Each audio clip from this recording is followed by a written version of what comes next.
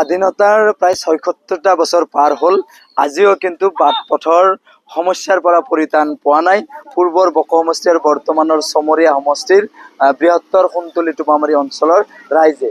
মই এই মুহূৰ্তত উপস্থিত আছোঁ চমৰীয়া সমষ্টিৰ অতি এটা সদাব্যস্ত পথ সোণতলী টোপামাৰী সংযোগী যি লোক নিৰ্মাণ বিভাগৰ পথ আছে, এই পথছোৱাত মই উপস্থিত আছোঁ। মই পোনে পোনে মোৰ সহযোগীক দৃশ্যাংশ দেখুৱাবলৈ অনুৰোধ জনাম। এয়া হৈছে সোণতলী টোপামাৰী সংযোগী লোক নিৰ্মাণ বিভাগৰ এটি সদাব্যস্ত পথ, আৰু এই পথছোৱাৰে প্ৰতিদিনে হাজাৰ হাজাৰ লোক অহা যোৱা কৰে। তাৰ পাছতে কিন্তু এই পথছোৱাৰ দৃশ্য আপোনালোকে চাওক। এই দৃশ্য দেখাৰ পাছত হয়তো বিশেষভাৱে বহলাই কোৱাৰ প্ৰয়োজন নহ'ব, কিয়নো এয়া চাওক কিমান সমস্যাৰে, কিমান কষ্টকৰ যাতায়াত এওঁলোকে কৰিব লগা হৈছে। প্ৰায় এসপ্তাহ ধৰি এনেদৰে যাতায়াত কৰিব লগা হৈছে। এজাক বৰষুণৰ পাছতে এই পথছোৱাৰ অৱস্থা এনেধৰণে হৈ পৰিছে। মোৰ সৈতে এগৰাকী লোক আছে, মই কথা পাতিবলৈ যত্ন কৰিম। কি ক'ব, ৰাস্তাৰ অৱস্থা এনেকুৱা?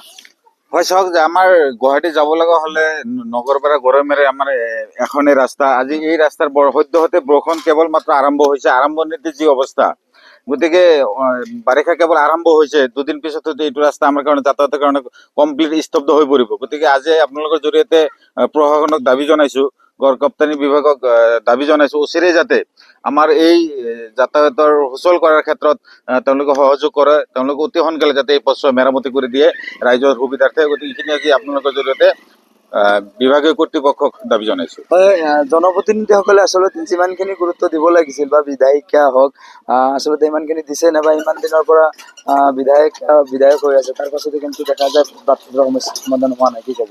সঁচাকৈ এইটোৱে খুব আমাৰ কাৰণে খুব দুখজনক কথা যে আমাৰ যিসকল জনপ্ৰতিনিধি ভাৰত স্বাধীন হোৱাৰ পিছৰ পৰা আজিলৈকে আমি নিৰ্বাচিত কৰি আহিছো, সেই জনপ্ৰতিনিধি কেৱল খালি আমাৰ এই সংখ্যালঘু এলেকাৰ তেওঁলোকে কেৱল ভোটখিনিহে ভোট বেংক হিচাপে লৈছে, ভোট বেংক হিচাপে আমাৰ এই অঞ্চলখিনি ব্যৱহাৰ কৰে।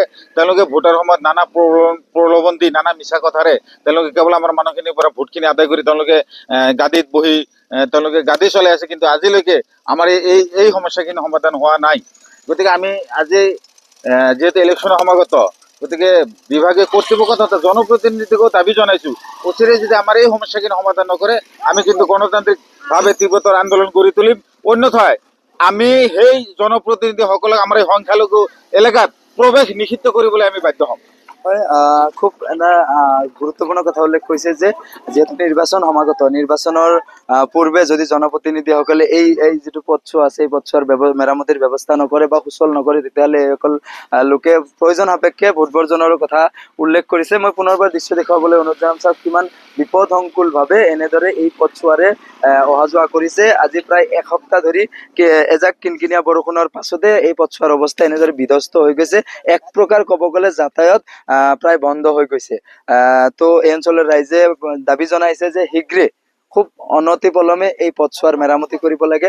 আৰু লোক নিৰ্মাণ বিভাগে এইখিনিতে এটা কথা উল্লেখ কৰিব লাগিব যে লোক নিৰ্মাণ বিভাগে যিমানখিনি ব্যৱস্থা ল'ব লাগিছিলে, আজি প্ৰায় এসপ্তাহ ধৰি এই পথছোৱাৰ অৱস্থা এনেকুৱা, কিন্তু তাৰে ন্যূনতম ব্যৱস্থাও লোৱা পৰিলক্ষিত নহ'ল। গতিকে শীঘ্ৰে এই পথছোৱা মেৰামতি কিংবা পুনৰ নিৰ্মাণৰ ব্যৱস্থা কৰিবৰ কাৰণে এই অঞ্চলৰ ৰাইজে দাবী জনাইছে। পিছে ৰাইজৰ দাবী চৰকাৰ, প্ৰশাসন বা লোক নিৰ্মাণ বিভাগে কেনেদৰে গ্ৰহণ কৰে, সেয়া সময়তে লক্ষণীয় হ'ব।